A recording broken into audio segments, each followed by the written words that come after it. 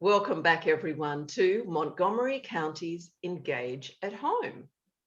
We have two guests returning to us today from the Smithsonian's Access CME program.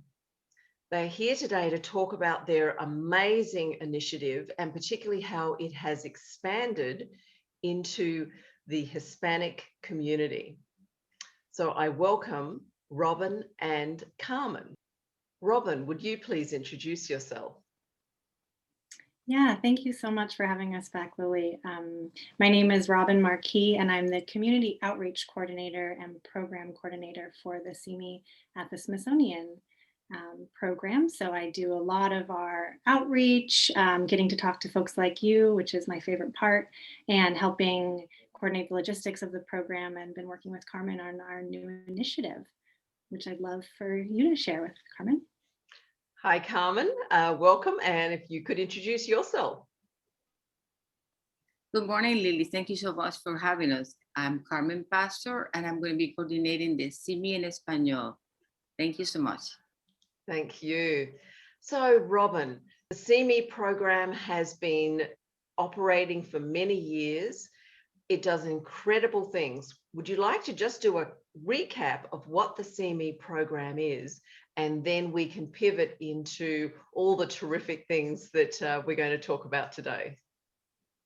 Yeah, so CME at the Smithsonian is a program for adults with dementia and their care partners. So before, when we were able to be in the gallery, and now that we are virtual, we do similar things. We spend an hour with some of the Smithsonian's most beloved objects, doing close looking, talking among friends, sharing stories, being inspired by what these wonderful collections and histories bring to our lives. And it provides intellectual stimulation, social connection, freedom from isolation that many of us are experiencing right now, and just a dementia-friendly space for people to come together and enjoy things, be creative. And we have, since this last year, we've moved online. One of our most important initiatives has been to continue expanding the program to those who speak Spanish. And so we've been working with Carmen to start an initiative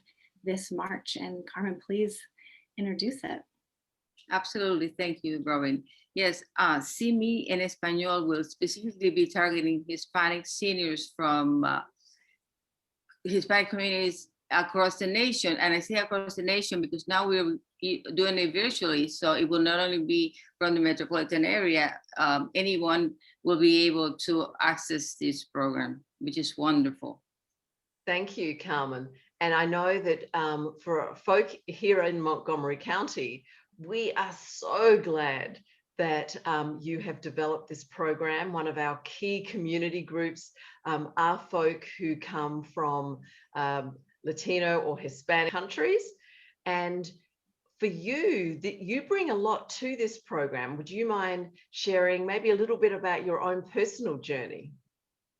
Absolutely. Thank you for asking. Yes, I'm also a caregiver. I've been taking care of my mother for the past 14 plus years, almost 15 by the end of this year.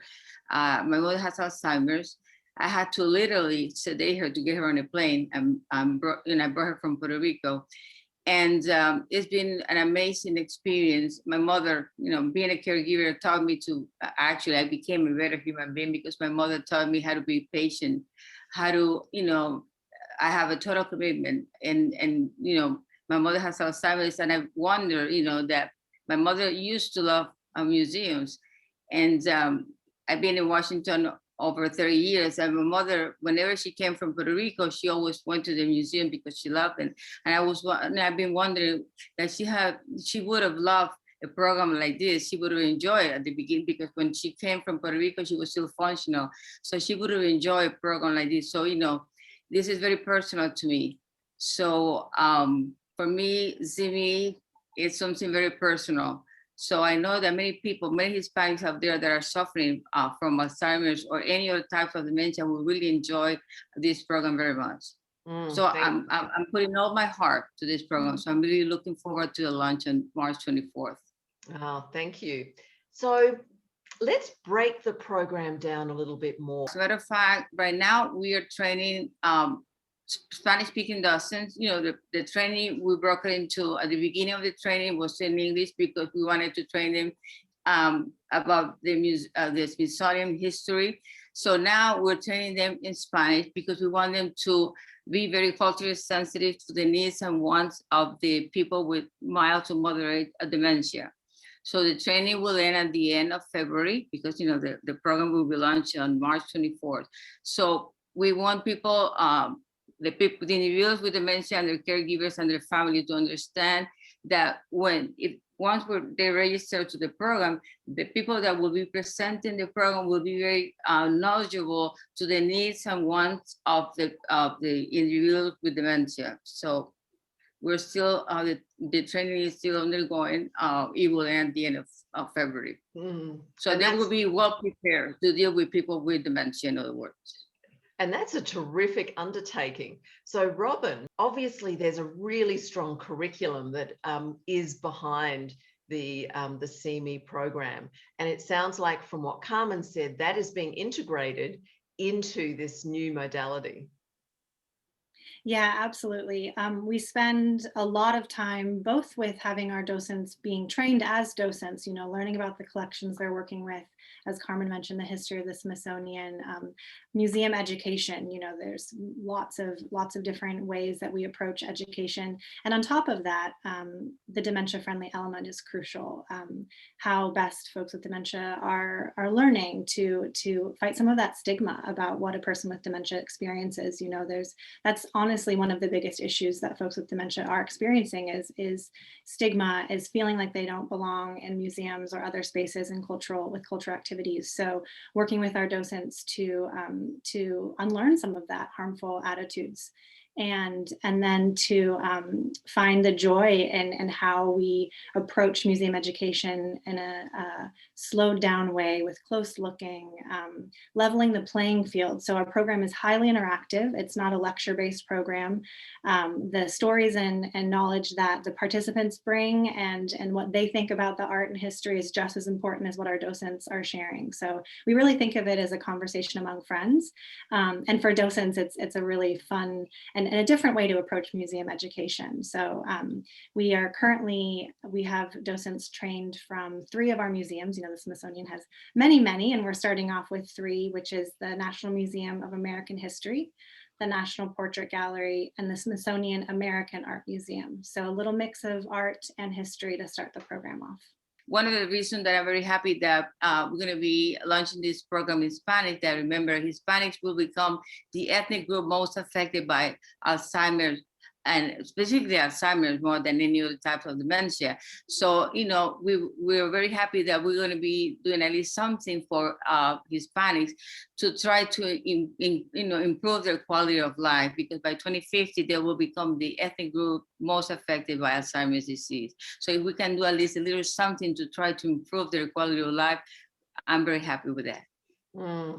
Thank you, Carmen. And for particularly in our region, there are so many folk who have immigrated here and who then have brought up their families here.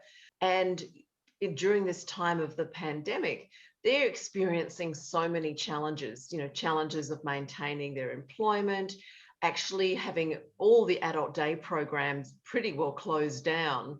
So what you're offering is an activity-based program that, as you said, is interactive.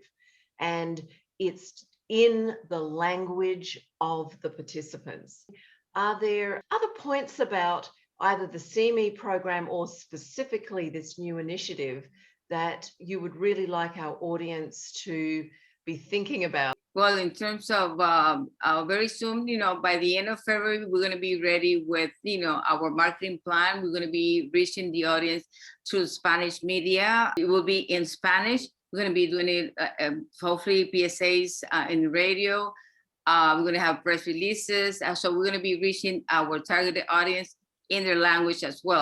With millennials, because, you know, they have become the largest group of caregivers in the past few years. So, you know, we're going to be reaching them in the language as well, and in Spanglish, which is It's very important as well. Glad you mentioned that, Carmen, because one of the statistics I've heard is particularly within the Latino Hispanic community, the younger folk are more likely to be caregivers.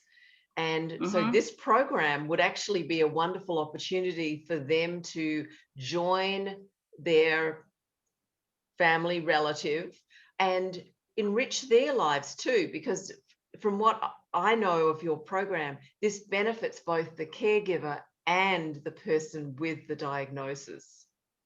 And at the same time, it helps, it helps them, but, and it helps, increase their relationship, because also when a caregivers, and you've been a caregiver, I've been a caregiver, there's also a lot of tension in that relationship at the same time.